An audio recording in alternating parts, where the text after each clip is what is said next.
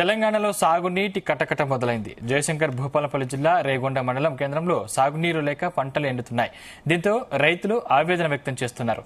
ఎండుతున్న పంటలకు నిరసనగా పొలంలో పశువుల మేపుతున్నారు.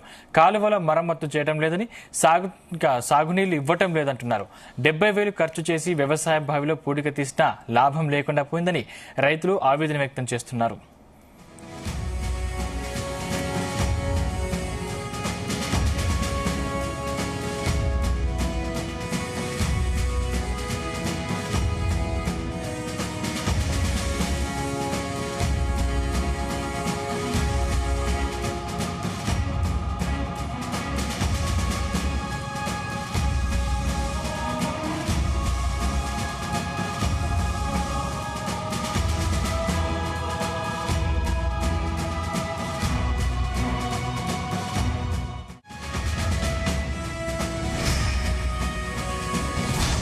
వాళ్ళే కొట్టుకోవడం తప్ప కాళేశ్వరం మార్పు కమిషన్ అని ఆ కేసీఆర్ వాళ్ళనుడు మళ్ళీ వీళ్ళు కూడా పర్సెంటేజ్ కోసానికి మన్నడిదాకా కాలువ తీసి నీళ్లు అచ్చులు లేక అంతే తప్ప ఇంకేం లేదు. కుట్ర పూరిస్తే ప్రాంతం తప్ప ఇది బోనస్ ఇస్తే రైతులు బోనస్ ఇవరకు ఇచ్చిన బోనసే ఆనకాలం బోనస్ రాలేదు. ఇక ఆశింగ్ బోనస్ ఏం కానీ ఇస్తాడు.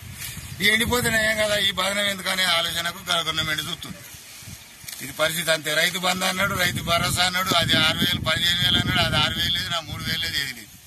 ఇవారికి ఏది పర్లేదు. పక్కపొట్టి ఒక ఆయన మొక్కజొన్న పీరియడ్ వేసుకున్నాడు. పాపం ఆయన పత్తి వీకి ఆ పత్తిలో 6 క్వింటాలు కూడా పండలేదు ఎకరానికి.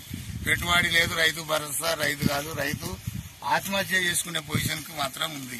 ఇది ఈ పొజిషన్ చూస్తే ఇప్పుడు మామూలు ఇంటికాడ ఆమె వచ్చే చూస్తే ఇంటి ఇష్టపడతలేదు. మీకు పశువులను మేపుతానంటే మా భార్య జ్వరం దగ్గరనే ఇంటి దగ్గరనే గురుకోసలు ఎక్కుతున్నాయి.